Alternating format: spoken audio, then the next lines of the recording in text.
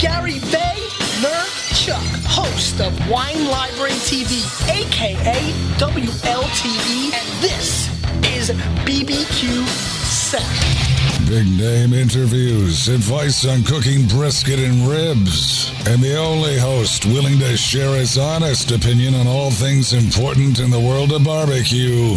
It's the BBQ Central Show.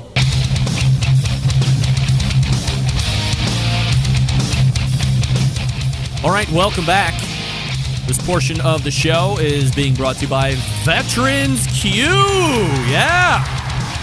Currently, they have 2 sauces, the original and the sweet heat, and 2 rubs, the chicken and the pork and beef, on the market, available for purchase right now. All great products. I have tested all of them. Delicious. Also, 100% of their profits are donated to credible veteran organizations. That's right. Steve Lulofs has been on this show before. We talked about that. Use code BBQ20, all one word, capital on the BBQ. BBQ20 for 20% off your entire order. Again, that's discount code BBQ20 or BBQ20, and that's veteransq.com. All right, thanks again to Sam, the cooking guy, for joining me last segment. Literally got to 0, aside from the first question, got to 0 that I wanted to talk. So we will be moving him to 10-14 going forward. And we will head to the second hour. So very quickly, stick around, be right back.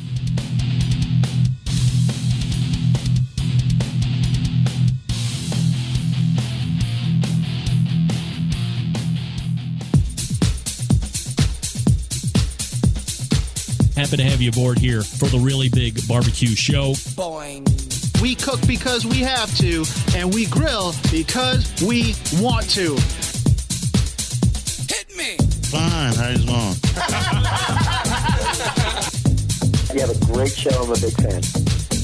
Boing. So what seems to be the problem here? This man looks like he's dead, and he's in the crackle. Charbono! It's all about the Charbono, dude! Succulent fish. What? He ate 2 feet for wiener. Oh, listen, Lavernius, shut your face. I'm shaking like a dog shit peach seeds. We have top men working on it right now. Top men. All right, just like that, we are into the second hour. Welcome. It's the Barbecue Central Show. Doing it live here from 9 to 11 each Tuesday, on podcast starting Wednesday, first hour, second hour on Thursday. Best of. I'll tell you about that here in a second. Still to come on this show this evening, Adrian Miller, the soul food scholar, in about 10 minutes. Joe Pearce from Slaps BBQ closing out the show. Again, don't forget you can follow me socially at BBQ Central Show on Instagram and Twitter, /BBQ Central Show on the Facebooks. Coming up this week on the best moments of the Barbecue Central Show in 10 minutes or less. Episode 84, taking you back to August 2014, so not that long ago. And I believe this was the first surfacing of my neighbor on the show. You know him as Neighbor Desmond. And we talked about, at that point, his recent attempt at the then very hugely, widely popular Ice Bucket Challenge. I believe he said it was very cold doing that Ice Bucket Challenge, but he did it. Also in this episode, you will hear what was probably the last and most recently recorded pork butt roundtable. I don't remember doing any over the last few years, but of course, everything to me is 2 and 3 years ago. So if you're a fan of the barbecue roundtable style shows, and those are typically the most downloaded shows, no matter what or when they were done, you will want to make sure that you are subscribed to the podcast feed, because that shows up early in the morning on Friday. So this will be a good one to listen to. Neighbor Desmond surfacing, talking about the Ice Bucket Challenge, and a pork butt roundtable for your enjoyment. Now, here's some breaking news. A Barbecue Central Show exclusive news update. Greg Rempe back again here in the breaking news desk in Cleveland, Ohio. Did you hear the best news ever? as it relates to music. Finally, after 345 years of holding it back from all streaming services ever, Tool has finally released their entire music catalog to all of us streamers to enjoy. I just found it yesterday. I've been checking every day for the past 2 weeks. I heard that it was going to happen sooner or later from the station I listen to on Sirius XM radio. That would be Turbo from their DJ Shannon Guns, who's the, I think she's West Coast, but for me, she's on like at 11 until 4 or something. So I guess that's the afternoon lady.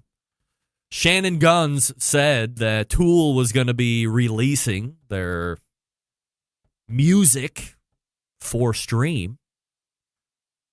So when I checked yesterday, bam, there it was in all its gloriousness. Tool. You know, Eulogy, Sober, 46 and 2, Stink Fist, Vicarious, Schism. The list goes on and on.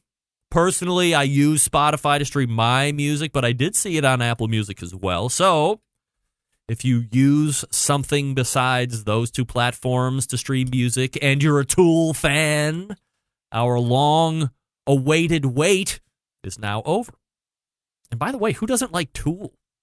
They're one of the most important bands in the early 90s to early 2000s, even present day. If we're going to talk about it in a rock and roll sense, modern day rock, not classic. And the thing that always struck me as weird as it relates to this whole streaming thing, the lead singer has other bands. For instance, A Perfect Circle, if you've ever heard of Perfect Circle. Maynard, who's the lead singer of Tool, is also the lead singer of A Perfect Circle. And they've had their songs on streaming services since the beginning of streaming services. But the Tool catalog has been held back and held back. And after being questioned, the band said, hey, the Tool stuff needs to be heard in its entirety through the album. You can't just go through and snipe a song here. You need to experience the whole album from start to finish. And that's why they held it back for so long. However, they have a new album that is getting ready to come out very shortly, so it makes good business sense to let the old stuff out now, build momentum for inevitably what will be a brand new Tool album.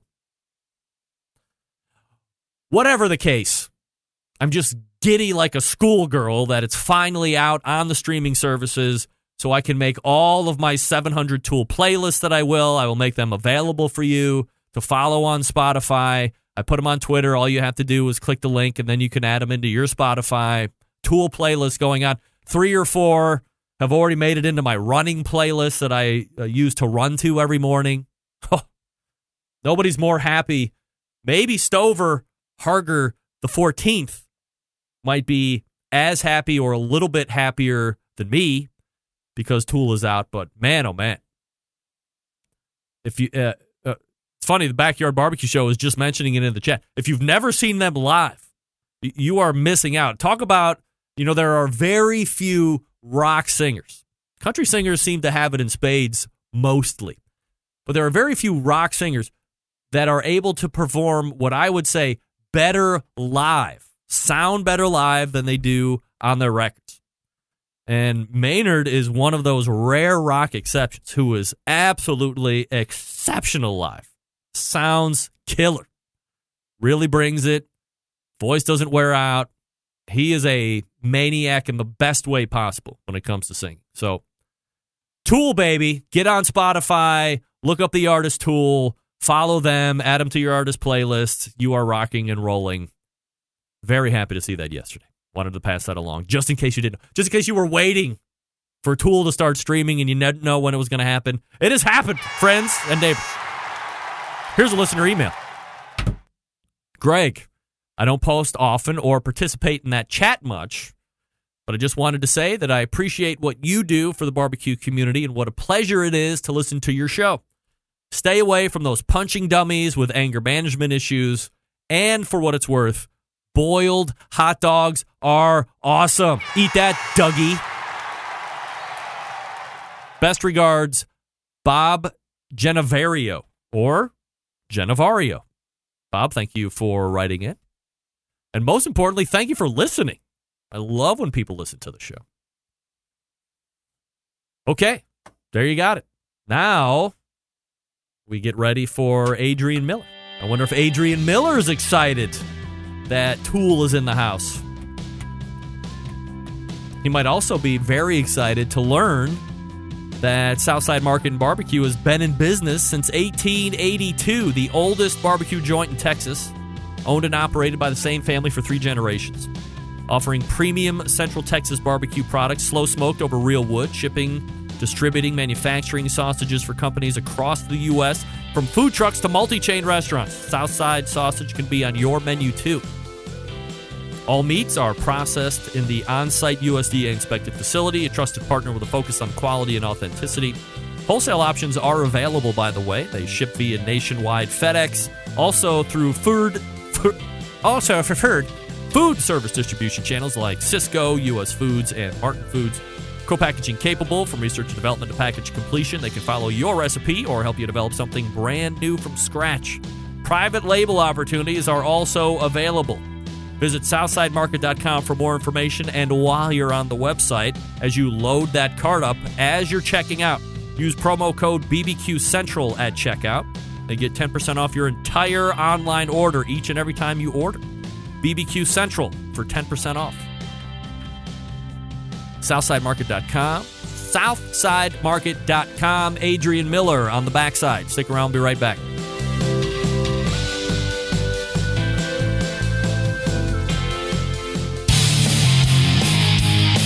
The only show giving you a monthly visit from a doctor of barbecue. A man actually named Meathead. The author of a barbecue Bible. Bloggers, reviewers, competitors, and manufacturers by the dozens. It's the BBQ Central Show. Once again, here's your host, Greg Rempe. All right, this portion of the show being brought to you by Fireboard. Monitor up to 6 different temperatures simultaneously. Connect to Wi-Fi for cloud-based monitoring, or connect via Bluetooth if you want. And if you have Alexa or the Google Assistant in your home, you're in luck because Fireboard fully integrated with both. Find out more by visiting fireboard.com or call 816-945-2232. That's 816-945-2232. All right, my next guest is the soul food scholar, continuing to do his food research. Journey's taking him across the country, and he joins me now to talk about a variety of different topics this evening. So we head to the Fogo Charcoal Hotline, as we do with each and every guest.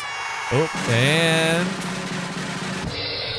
welcome back, Adrian Miller, to the show. Adrian, how are you, buddy? Good. Can you hear me? I can hear you. Can't see you, but I can hear you. Hit the camera button there. Yeah, that's what I thought I did. Oh, but hey, there he is, handsome. See me. Look at that guy. All right. All right. So here's Adrian Miller. We are back at it again. Is this your third time on the show now? Yes, it is. All right, great. So we have a even Baker's 3. And look, I mean, you are widely considered, while you're not on all the time, when you show up, you're widely considered to be one of the more popular guests because you like to tell it how it is, and you're teaching us stuff, which we all love. Well, at least most of us love. So we got some stuff to cover tonight. Now, we have to start here.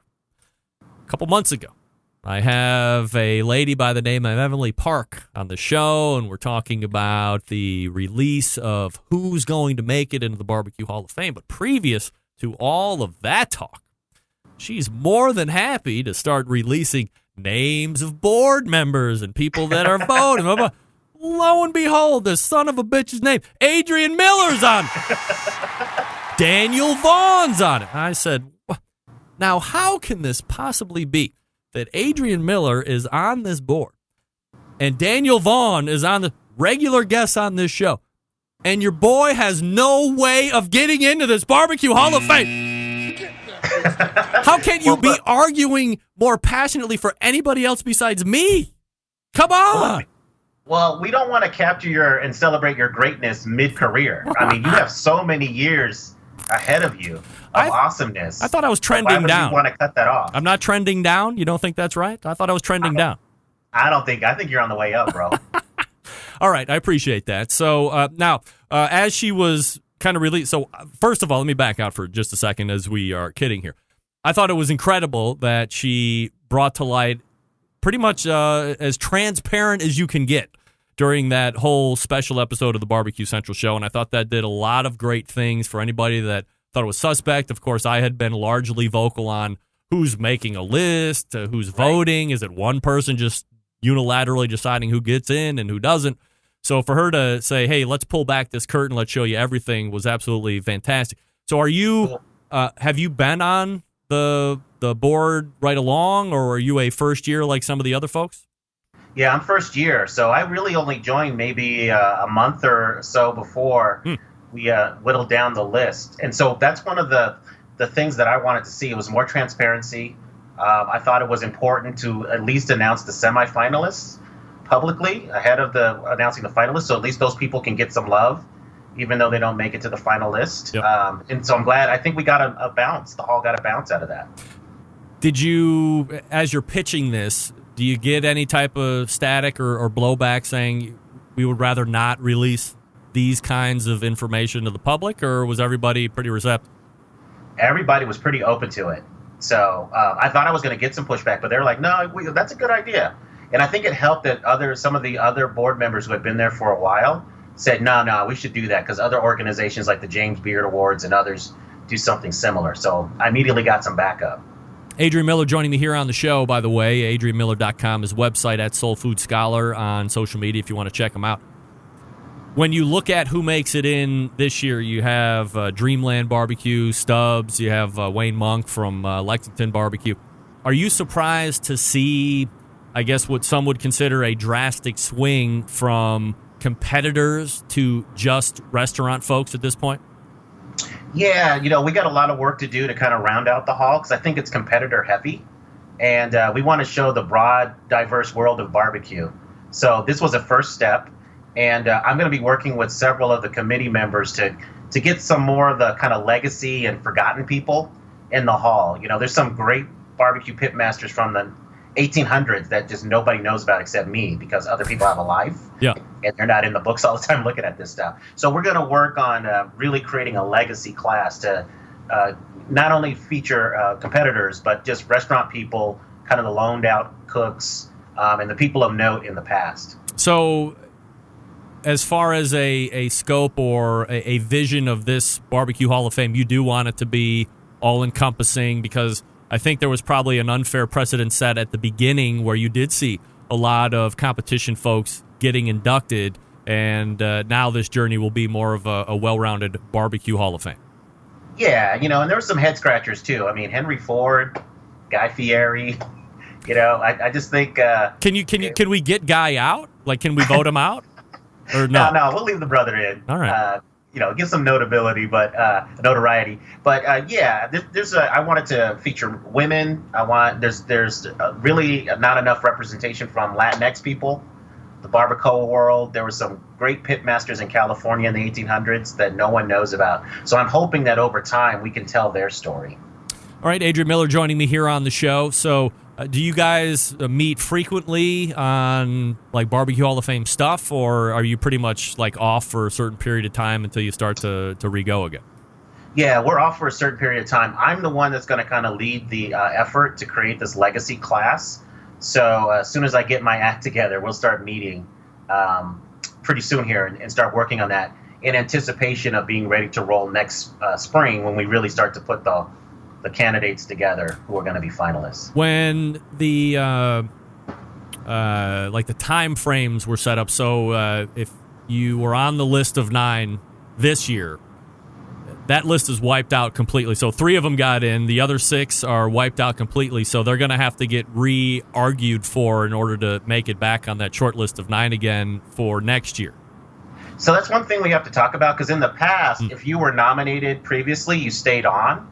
But I think in this effort to just have more diversity and get a wider range of people. I think we stepped away from that a little bit this year, so it might be something we return to next year. I think everything's on the table as we go forward, so we're going to have to think about that. Right.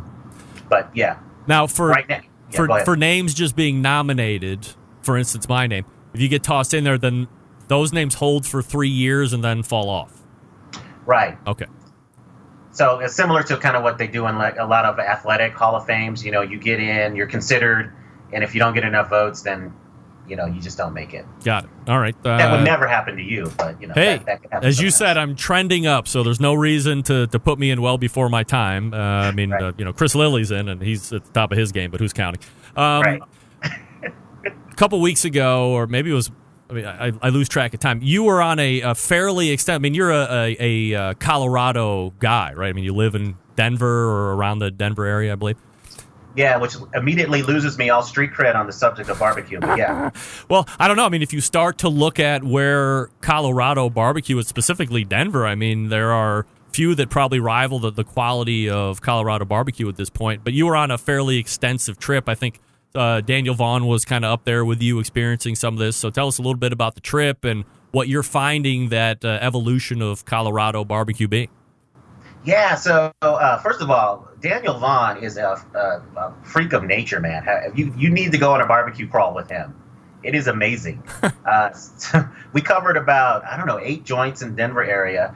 One thing that's happening in Denver, and I'm sure it's happening in other parts of the country, most of the better places that are opening up have a strong Texas vibe. Yeah. So, you know, you're not getting a lot of Kansas City places, North Carolina style. And, you know, I wish there was just more kind of a broader representation of the barbecue world. But I think he was pleased with the Denver scene more than he expected.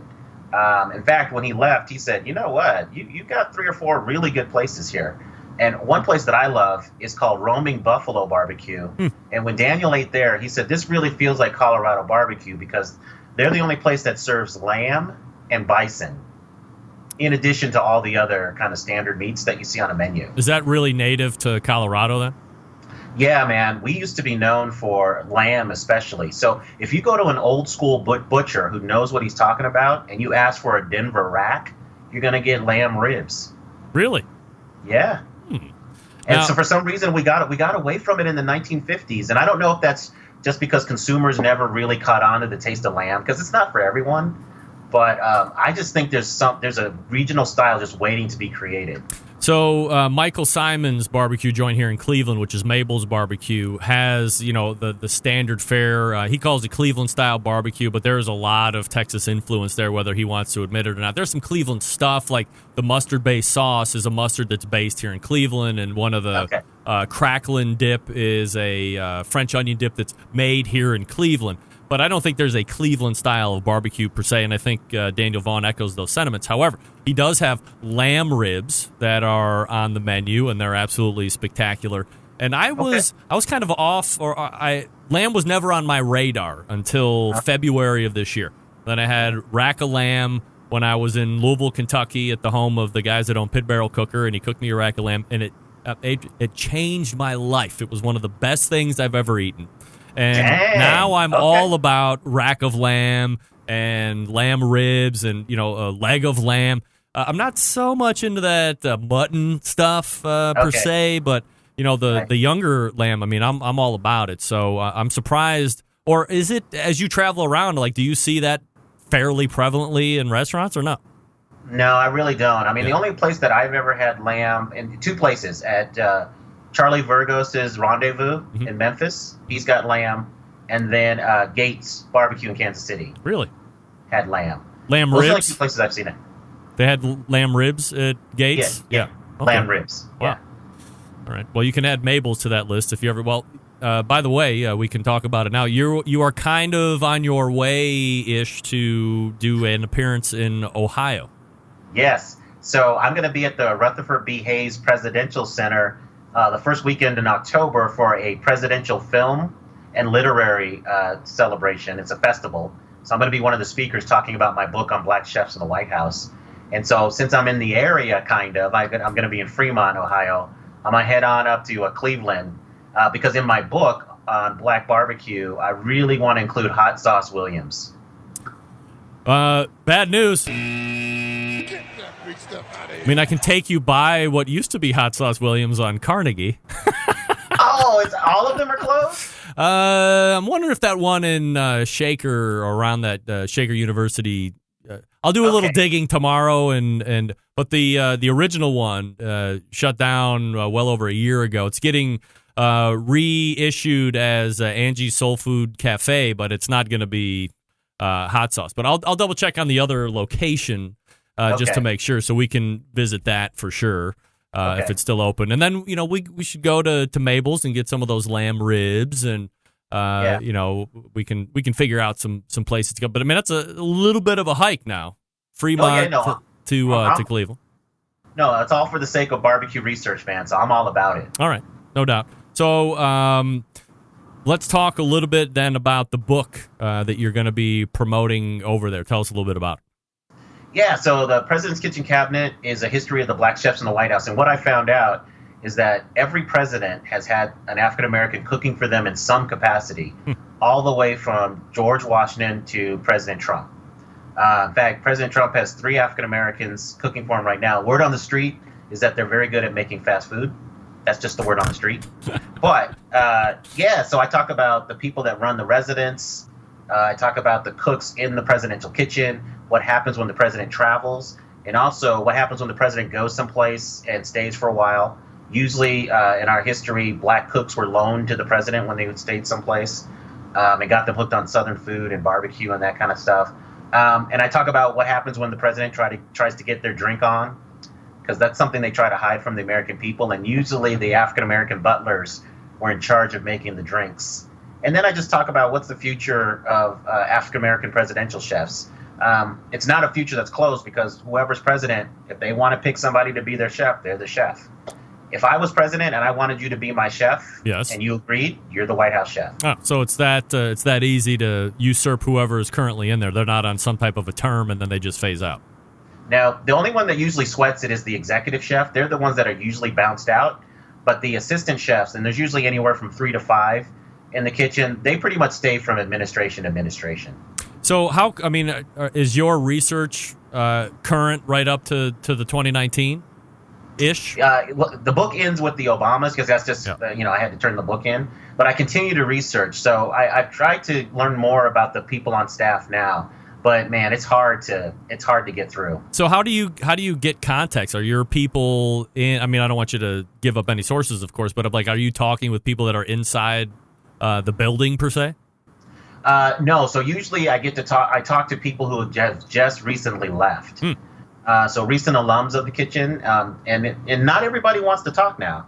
So the ones that do, they usually give me a lot of info. So So if I come out, if I got let go or replaced, and now I'm come out, F that, I should still be in there. I'm going to call up my man Adrian and vent off.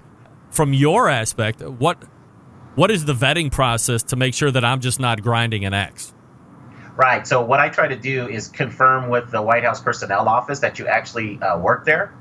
And there's been much more interest in the White House food story lately. So chances are that if you work there, you probably will pop up in a story or two, or there'll be a picture of you or two of you. So I just vet that. And then I talk to other White House chefs, and I'm like, okay, this kind of makes sense. This probably did happen.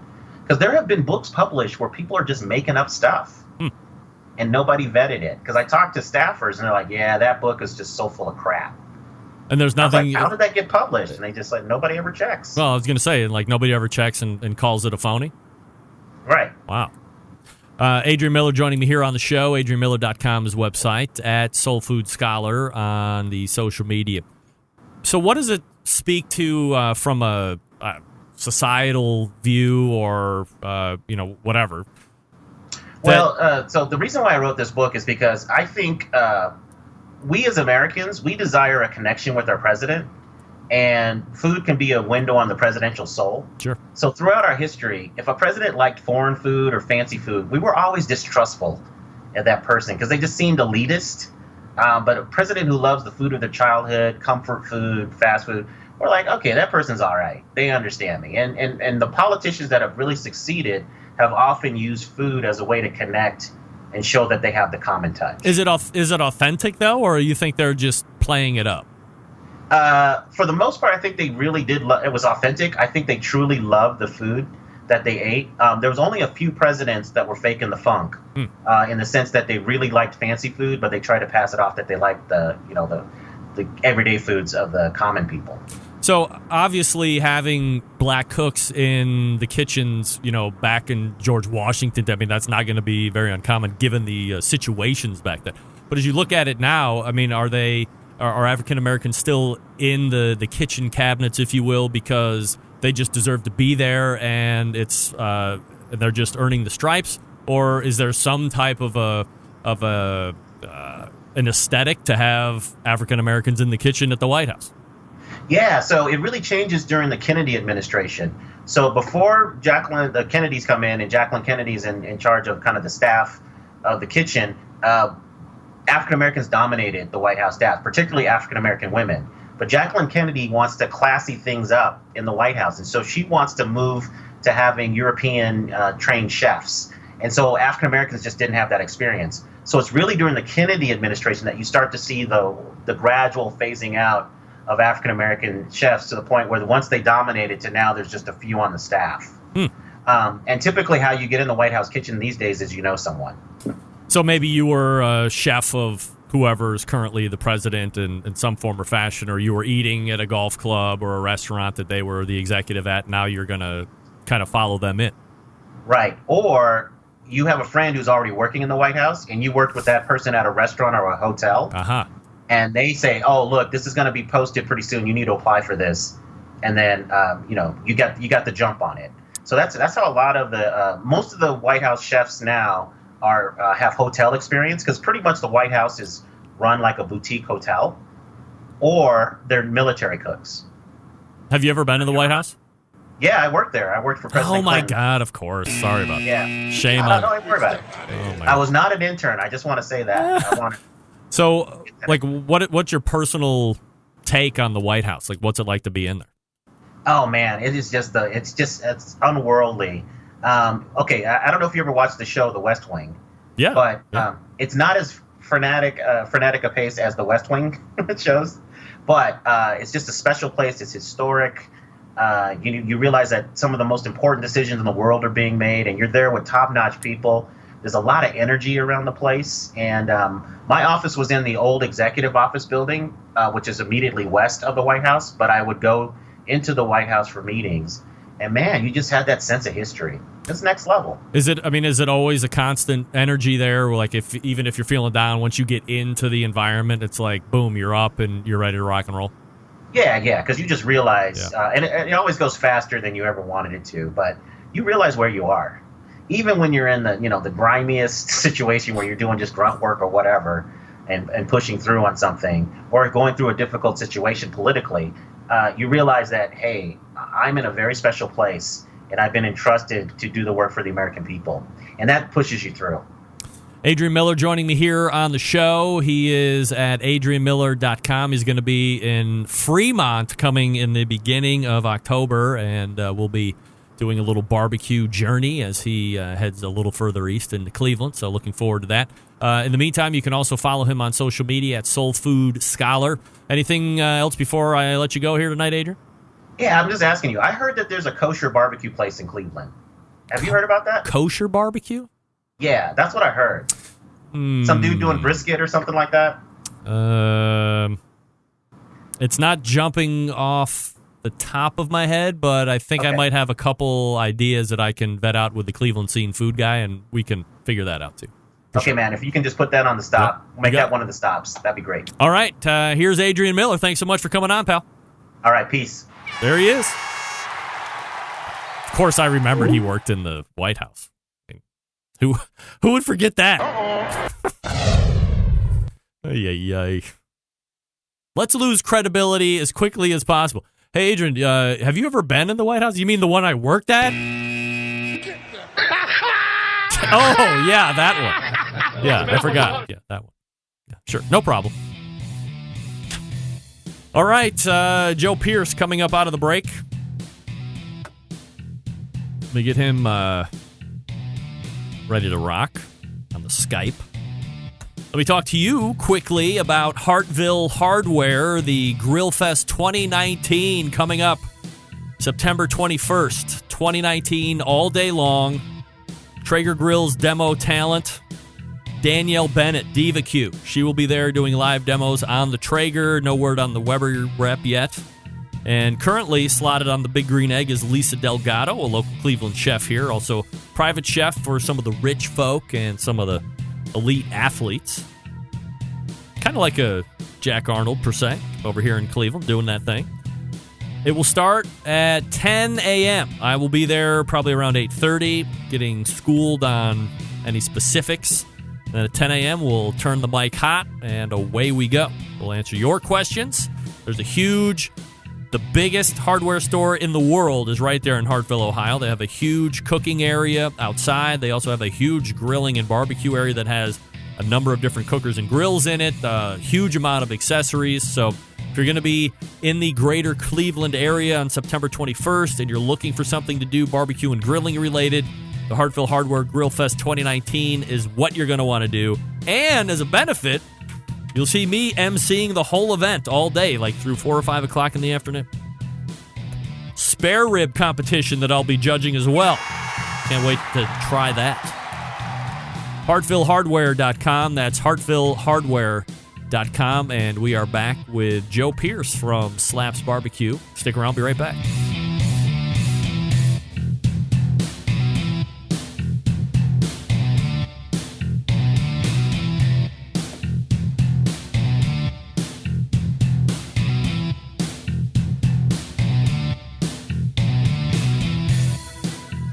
Continuing to produce incredibly mediocre content in an exceptionally professional way. You're listening and watching the BBQ Central Show. Once again, here's your host, Greg Rempe. And this portion of the show being brought to you by Smithfield. Are you signed up for the Smokin' with Smithfield National Barbecue Championship? Well, registration is free, number one. You better do that today.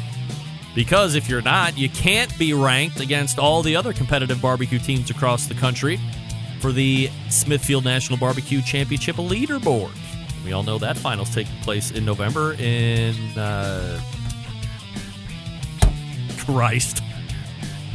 New Orleans.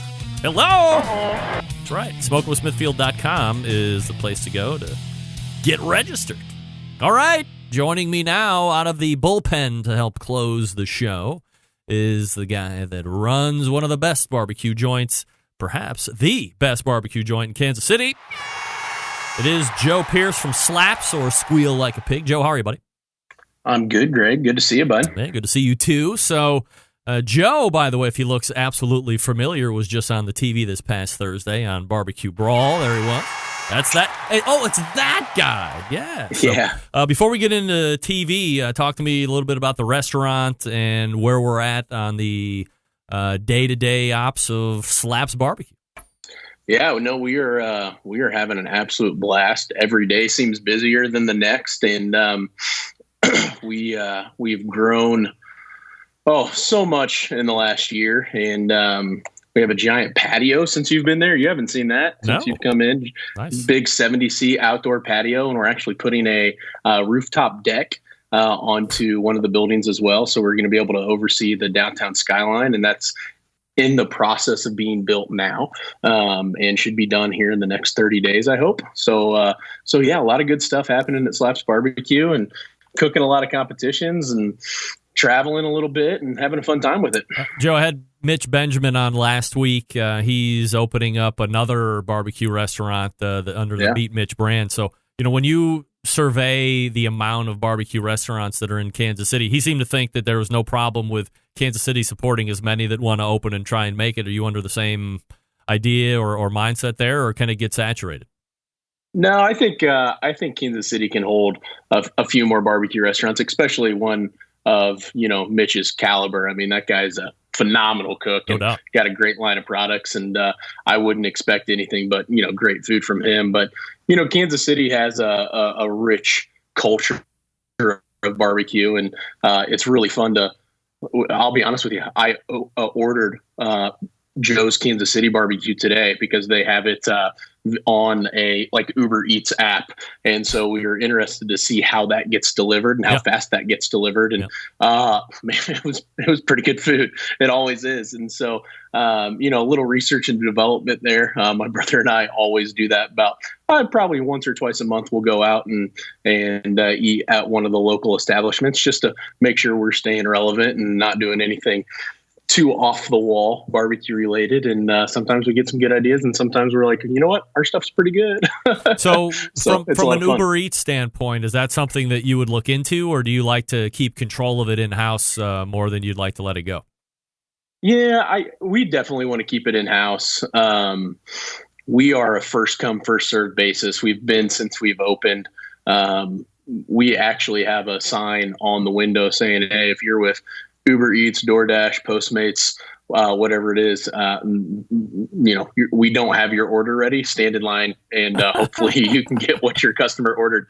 And our lines are getting longer and longer and longer. So we see a bunch of those people with the DoorDash bags stand there for about 10 minutes and then give up and go away. And that's part of the business, man. We know we're going to lose a few people. And on a Tuesday today, when we opened, we had about 150 people in line waiting for food. And it stayed that way for a couple hours. So, we move them as fast as we can, and we're constantly trying to, expedite that problem. And my brother's doing an awesome job with the operation side of Slaps and really streamlining some few things. And I'm taking, as much publicity as I can to grow the business and keep us moving forward. And we're having a lot of fun time doing it. All right, Joe. So this is going to be an incredibly uncomfortable conversation, but I want to have it with you here.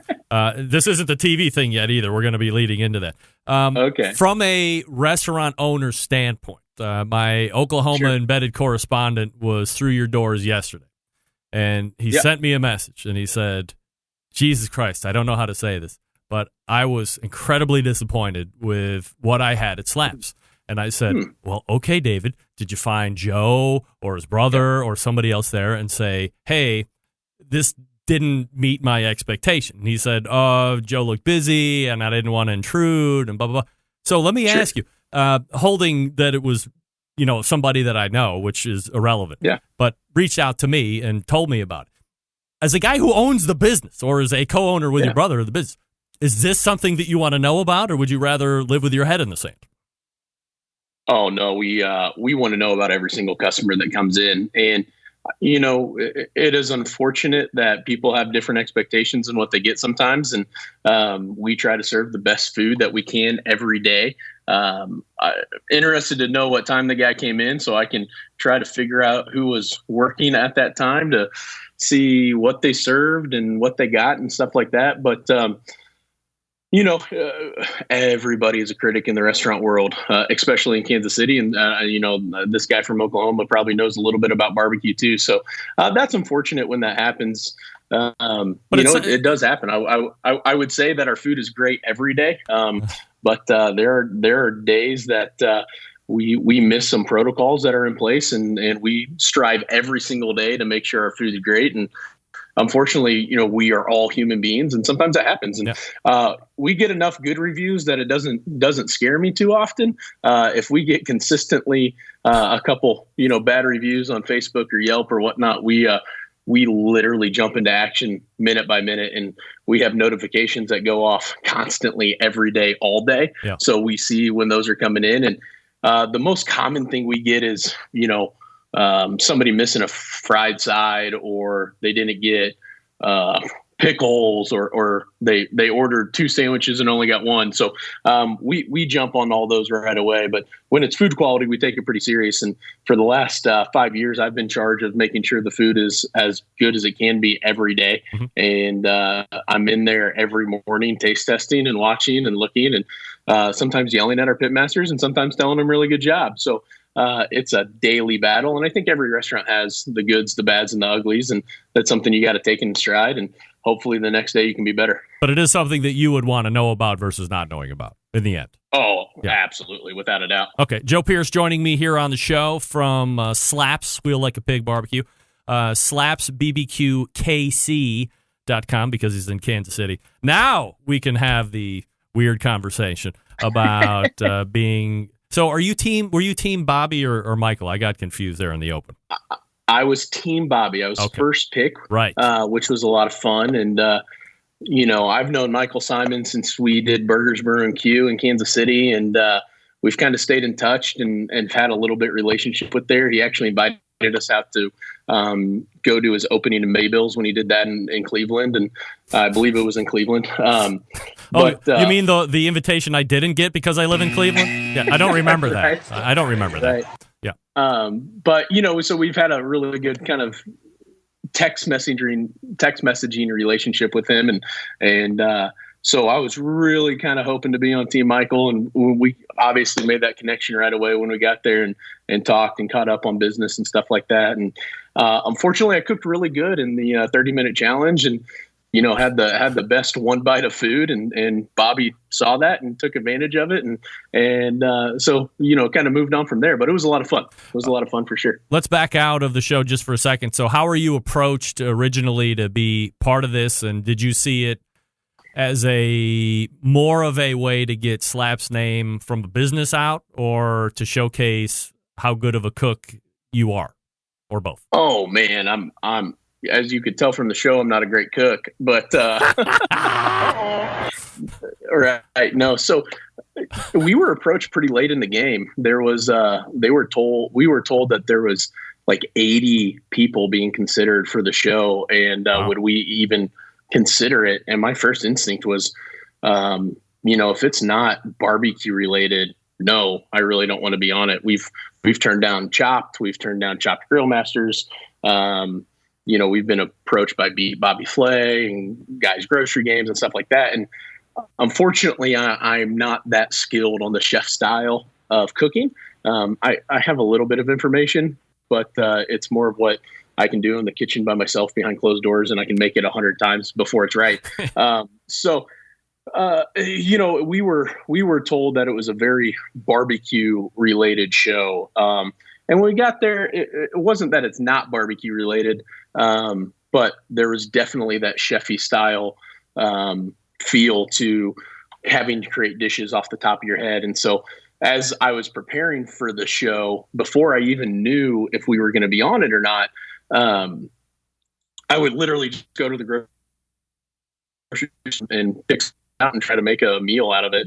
And so I spent about a month being really creative in the kitchen and working through some stuff. And, I had an arsenal of recipes that I wanted to cook. And when you get there, you have 10 seconds to make up your mind. I thought I had a couple good ideas and a couple bad ideas. And obviously we didn't move on, but man, I had good food. There's no doubt about that.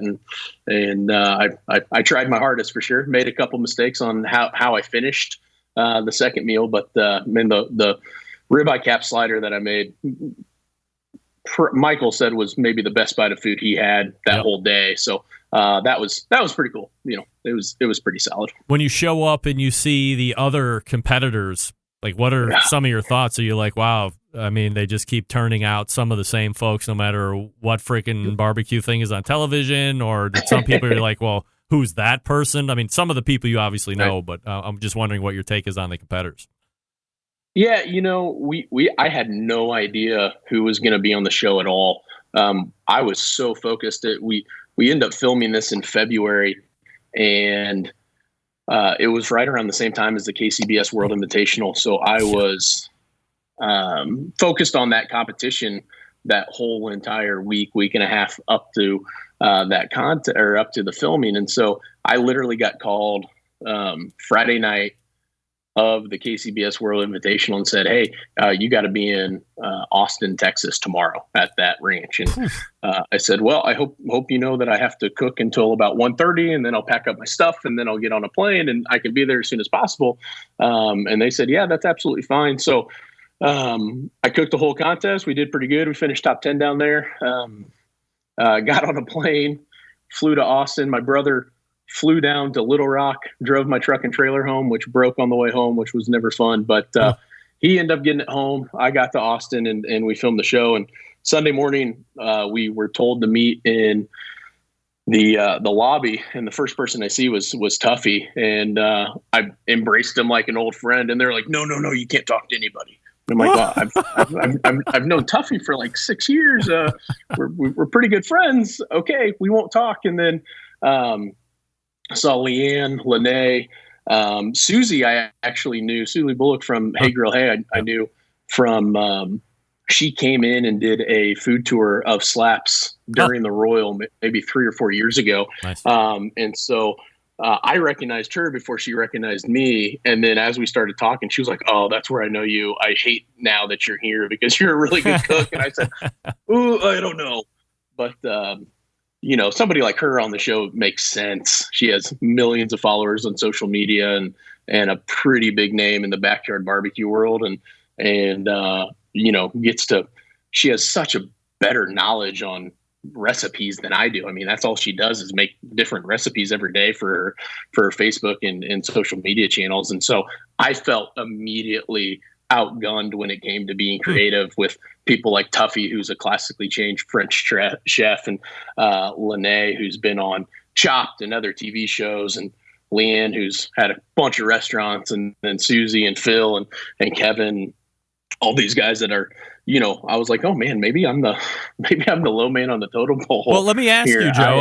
I only cook competition barbecue. It's being billed as the best grill masters and barbecuers out there today. Are they? I mean, some are. I mean, nobody's going to discount Tuffy, of course. I mean, hold him off to the side. He's won everything that ever counts. Right? Has he won Houston Rodeo? Maybe not Houston, but I mean, other than that, I mean, from the barbecue standpoint that we kind of KCBS guys all know and love, he's won everything at least once. Sure. And then you're a fairly accomplished KCBS cook, but once you start to, if we're billing people as the best, I mean, do they have the right folks there? Who would you put in place otherwise? I think everybody on that show, if they devoted full time to KCBS competitions, they'd be top 10 in the country at some point in their career. I think really they're those. Oh, I think so. I think they're top chefs. I think anybody with the attention to detail that we had on that show, I think can succeed and get to the top. But it's a different beast. You're spending so much time, effort, and money into cooking 4 perfect categories. You don't have to be super creative. You just have to recreate it week in and week out and make sure your tenderness and flavors are perfect. So I think anybody can do that with the right attention to detail. So I think all the guys on the show and gals on the show are top-notch cooks, and I think they represent barbecue really, really well. All right, Joe Pearce joining me here on the show. So as you get through the second challenge, and it's you and Tuffy, I'm literally yelling at my television Thursday night minute, like, are you telling me that Joe Pearce and Tuffy Stone are the two that are one of them is going to get eliminated? I mean, it was completely unfathomable to me at that point. Yeah. I had my own thoughts on who I thought was going to be going, and that's of course the magic of editing and leading you down one road and taking you down another. But I mean, where does the disappointment rank amongst other things that have happened? Like, is it the most embarrassing thing, or is it like hurt really bad, or like no big deal? I mean, it was fun to be on, and now we're done with it. I don't know if it's embarrassing. It's definitely disappointing. Looking back at how they presented my dish and what I did, they're not out to break anybody's heart. They're not out to make anybody look like a complete fool. And I don't think my dish was one of those dishes that could have been made to look like a complete fool. I mean, I nailed texture, tenderness, and lacked a little bit of taste. And, so disappointing that I didn't move on. You never want to be the first one out. But it was a fun experience. And I don't know if I would tell you right now that I would go back and do it again. You know what my next question was going to be. I know. Yeah. I don't know if I would tell you that if they signed me up today or approach me today, if I would go back and do it next week. I don't know. Really depends on my schedule. I got too much going on right now with the restaurant and competitions and other projects we're working on to really jump away for a couple weeks. But man, it was a fun experience, and it was completely different than Pitmasters when I did that show.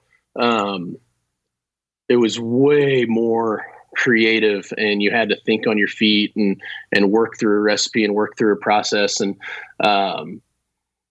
that's a lot of fun to me, challenging myself on that side of stuff. But I think all in all, I'm trying to figure out if you take a team or a person that cooked food perfectly or not cooking food perfectly is really what kind of caught me up at the end of the day. Am I going to take flavor and taste over execution?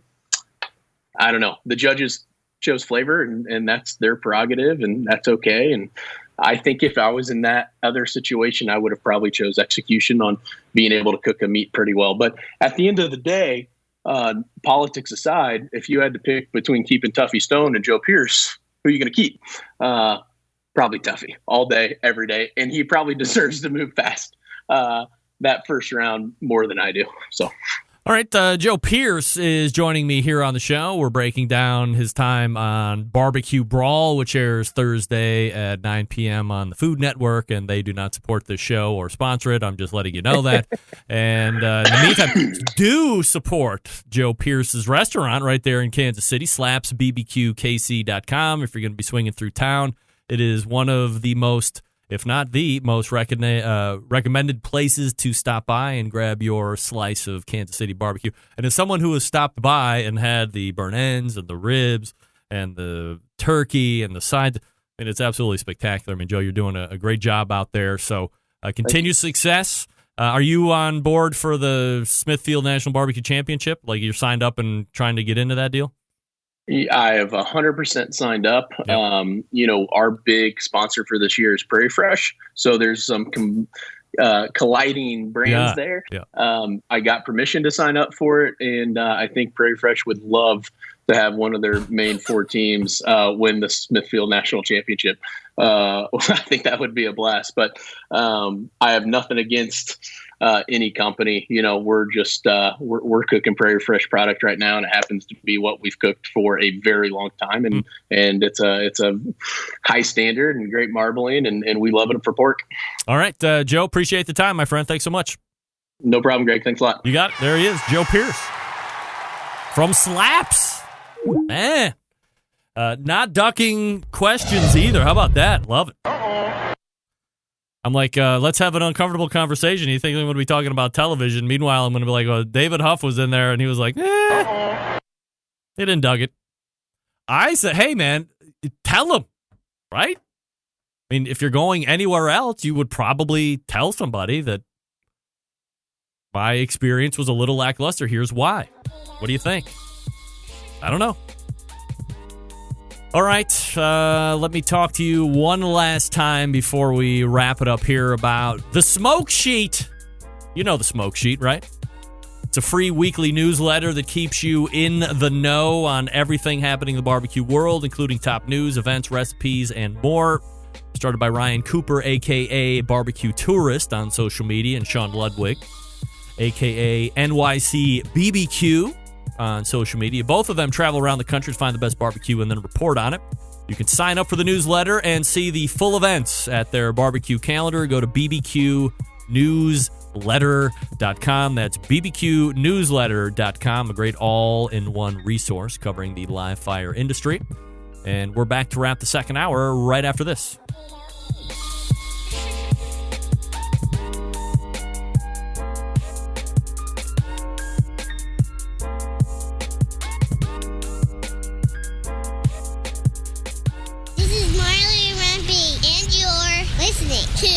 BBQ Central. Whole packers, full racks, legs and thighs, injecting butts. If you've never heard this before, you might think you found the best XXX show ever. Let's get back to the most homoerotic host out there today, Greg Rempe. All right, welcome back as we get ready to wrap it up here. Thanks again to Joe Pearce from Slaps Squeal Like a Pig Barbecue. If you're going to be in Kansas City, make sure you stop by. Also, take the tour, Joe's Kansas City. He said they ordered it in. Meet Mitch's place and the new place. Plowboys is out there, Todd Johns. You got the old standbys, which I've heard are Q39 is out there. It's a big barbecue place out there. I didn't know if you knew that Kansas City is a barbecue mecca. It's a barbecue mecca. One of the few places I've actually been to, if you can believe it. All the way back in the first hour, we talked with Malcolm Reed. He's got a fish recipe coming up Thursday that you might want to check out, red snapper. Then we talked with Sam the cooking guy about nothing that I wanted to talk about. He has a children's book in the can, The Magic Spatula, I believe you said was the name. Somehow we got hung up on Meet Mitch's gross sales, and it spiraled downward from there. We are moving him to the 1014, and maybe just the second hour all together. That way we have enough room to get loose. Second hour, Adrian Miller, the soul food scholar, was back in. Always enjoyed conversation with him. Talked about his Colorado barbecue journey with Daniel Vaughn. He's going to be in Fremont, Ohio, coming in the first part of October, talking about his new book. And we close it out with Joe Pearce. Come on now. Joe Pearce from Slaps BBQ. Big show planned for you next week. Of course, Meathead is in. It's the second Tuesday amongst some other guests already locked in. September 11th, 2001. I will never forget. Until next Tuesday at 9 p.m. Eastern Standard Time, this is your program host and proud U.S. American Greg Rempe. Good night now.